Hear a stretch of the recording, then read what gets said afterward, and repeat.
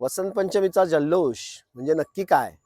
या निमित्ताने आपल्याकडचा जो सांस्कृतिक वारसा आहे तो जपण्याचा आम्ही प्रयत्न केलेला आहे. प्रेमी युगुलांकरता चांगला काळ असं ह्या वसंत पंचमीला म्हटलं जातं. त्या निमित्ताने आपल्या इथे 8 आणि 9 फेब्रुवारीला आपण काही कार्यक्रम आयोजित केले आहेत. त्यामध्ये इथली वनसंपदा बघणं, गाई वासरांबरोबर बागडणं, गरम पाण्याच्या कुंडावर स्नान करायला जाणं, कौटुंबिक वारसा जपण्याकरता कुटुंबाचे काही खेळ, त्याच्याबरोबर चर्चासत्र, त्यांच्याबरोबर संवाद असंही आहे. आणि हे सगळं करताना अजून काय, तर अजून ह्या सुंदर गाण्याची मैफिल इथे असणार आहे.